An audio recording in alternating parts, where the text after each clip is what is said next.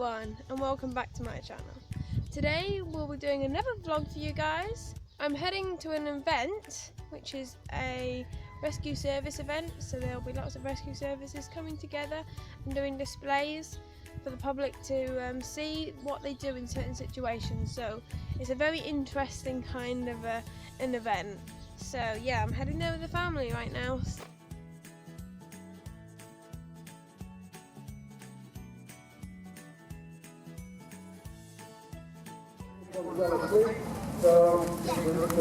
really cold still. Probably too cold for you actually. Okay guys, so we have arrived at the event now. Everything's not quite started yet, so we're going to have a wander around. But don't worry, you'll probably stand up on the pram or the I hope you have a really good event. Thank you very much. Clearly, any incident such as this requires a multi-agency response. No single member of the 399 services will deal with this. So we would have the police, we would have the EMAS team, so initially we'd have the EMAS team, the ambulance crews, and we'd have the fire and rescue service.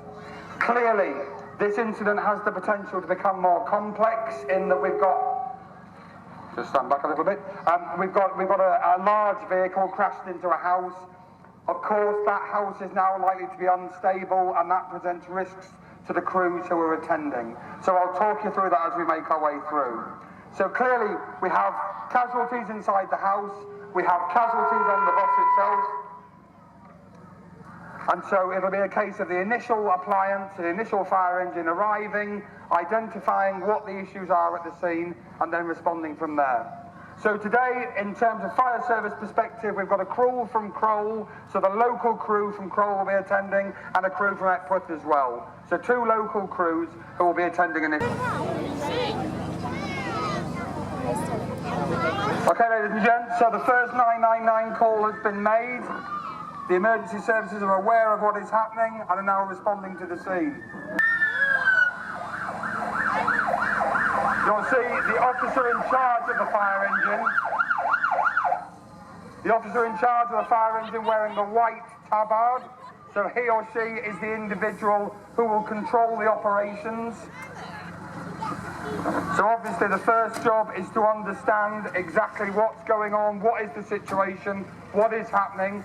And the prime thing for him or her to understand is what is the risks to his crews on this scene. They've confirmed who will be doing what. So you can see the firefighting crew on the far side appliance have pulled the hose reel off.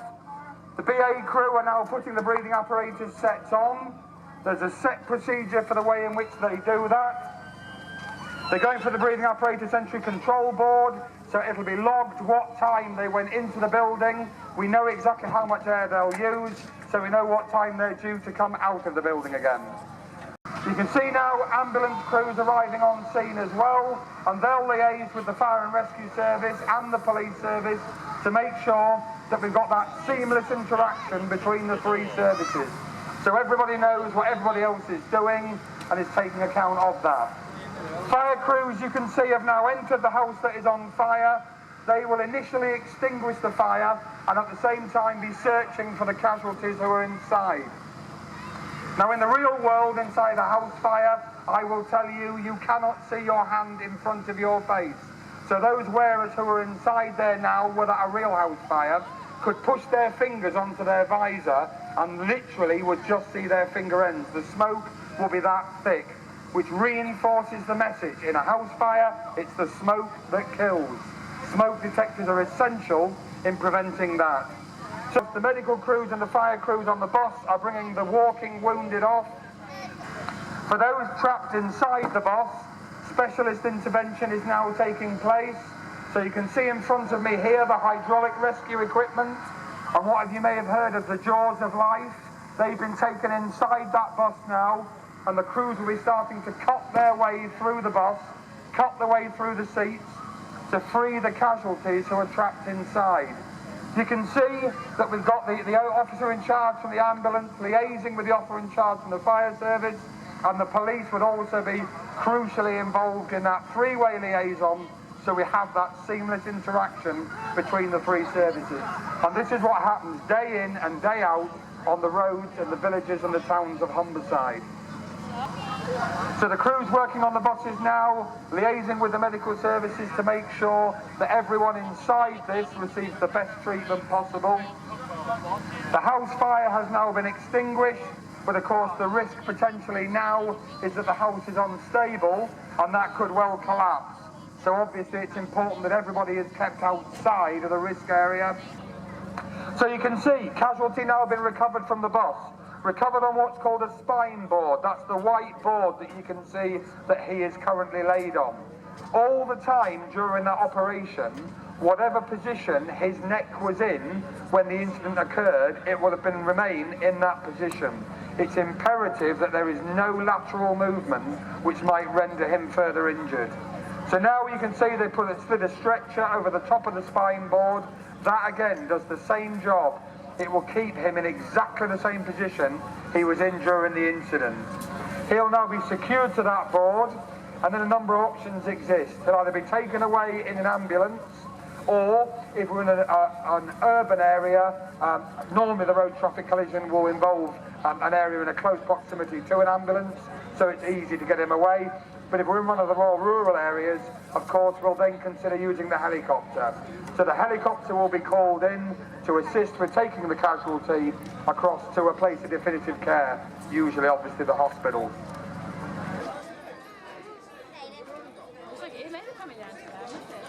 So we have just watched the first display, which was a bus crashed into a house, and that was very interesting.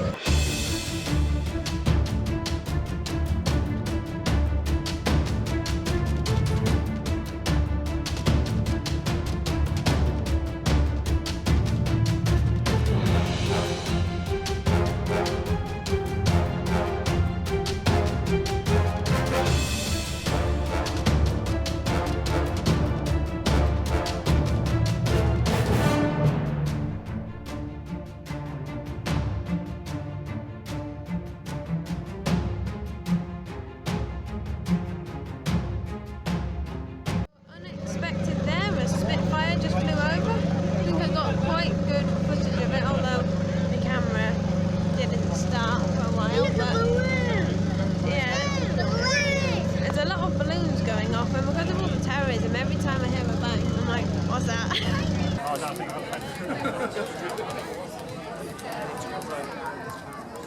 You can appreciate it.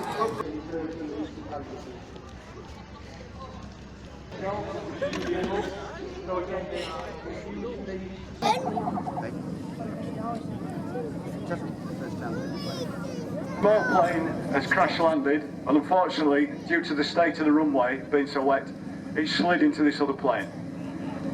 So you'll then see what happens when the emergency services have to attend and rescue people from an aircraft. This impressive vehicle next to me, the Striker, can be yours for $1 million today at a discounted rate. So if you've got $1 million you don't want to spend, you can buy yourself one of those.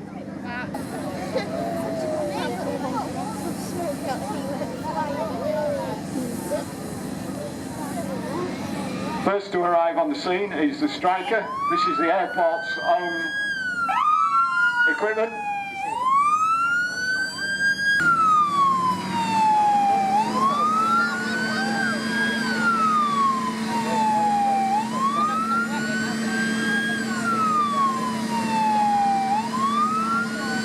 We're now simulating putting foam down over the stricken aircraft. Apparently the jet on this is that strong, if it turns it on to full power, it will land on the other side of the lake.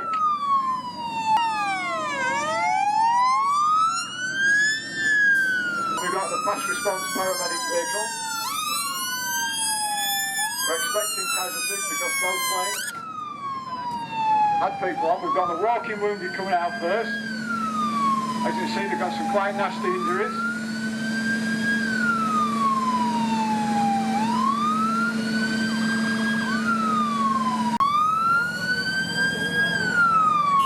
So paramedics are now going to assess the injured people.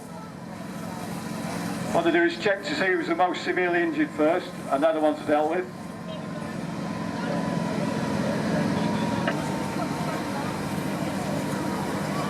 And we've got two of the fire crew going into the fuselage, which is still on fire, checking to see if there's anybody still inside the fuselage. Obviously the pilots may be still in there, there may still be other passengers that haven't walked out.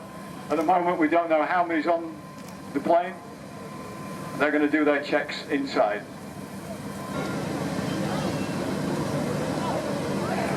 Paramedics are just treating the poor guy in the red shirt. He's got some quite nasty injuries. We're just extracting one person from inside the fuselage.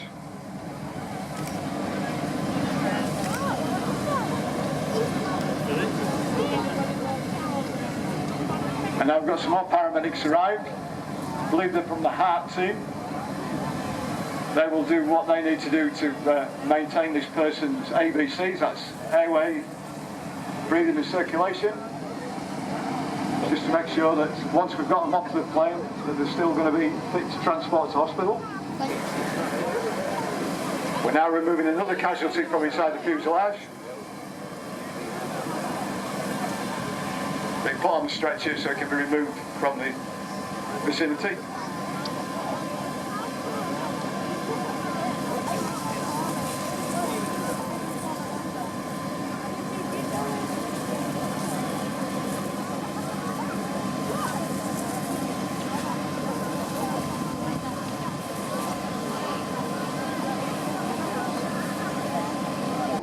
To the medical side, so we can wear breathing apparatus, we can go into confined space, wear harnesses to climb to height. We have helimed, we also have community first responders and our lives teams working in Lincolnshire. So these are the voluntary side of the service. So we just watched an aircraft carrier, well, a plane crash into an aircraft carrier display. That was very interesting. I'm not quite sure what the next display is, what we'll be headed to. She's going to land into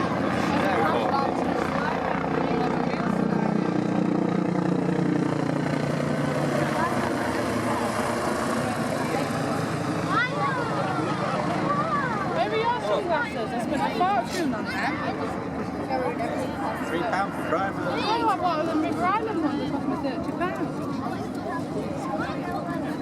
For a child's pair of sunglasses. We are heading over to go and have a look at the helicopters which have landed, if they haven't already taken off by now. Because I've only worked with him once. I hope not. And then we'll be watching the parachute display, which I think is my favourite part of the rescue day. You're trying to get in the helicopter. Wait, look!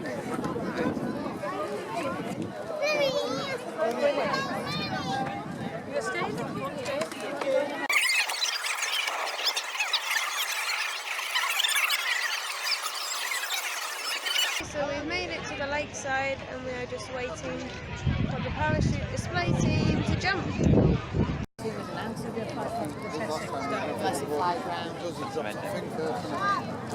Drops the test bomb.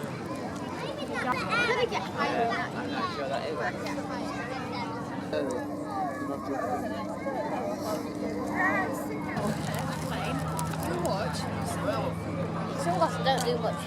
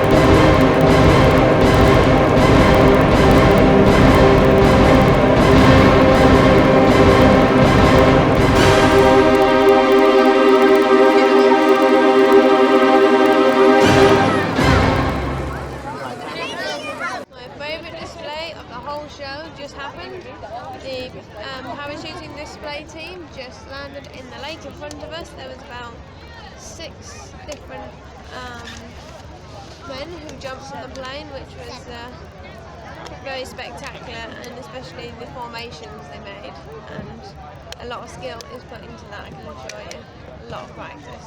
Okay guys, so we are heading round to the other side to a different arena to watch a police pursuit. Car chase kind of thing boys are into, eh? So I think that's going to be good. So we have arrived at the arena where the police pursuit will be taking place in, I think, about 10 minutes, if I heard one of the people correctly. So I'm going to really enjoy that.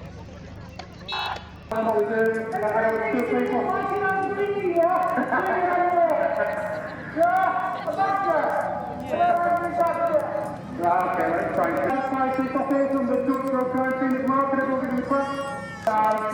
we all train together, and we all try and do things together for everyone's mutual benefit. Don't forget, what's he doing? What's he doing, my car? Stop me!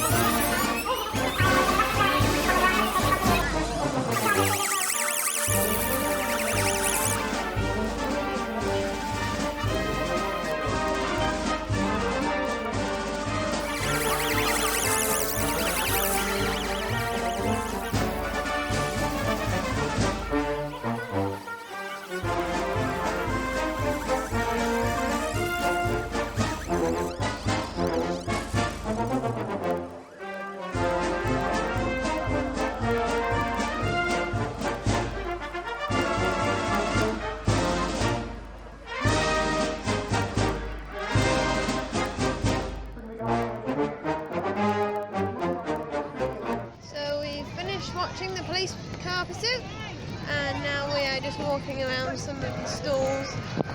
We stopped off at the St John ambulance. Daniel did a bit of recovery stuff on a dummy. And I think there's one more main display we'll be watching, which is a train crash. But that's in about an hour's time, so for now we're just having a little look around. So we've just won a few little things from, turn the bag around, turn around, there we go. Network rail, yo-yo, the pen, there's some other things in there. You had to answer you had to do like a questionnaire thing for rail safety. And then you want this bag of stuff, so pretty good. To the risk area and ascertain the chemical that is involved, and then they can determine the appropriate action to take based on the information of the chemical involved itself. So they are fundamental to working with the incident commander to provide him with essential and carrying out triage. Triage being the French to sort. They are sorting the worst. A large-scale incident like this would constitute a major incident.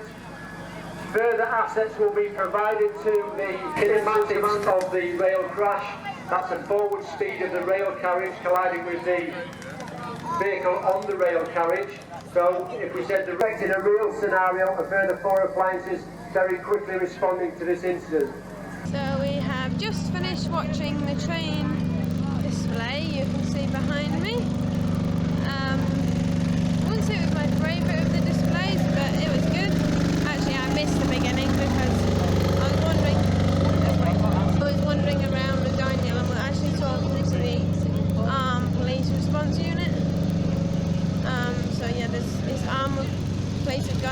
quite rare for Britain because it's often no police with guns ever.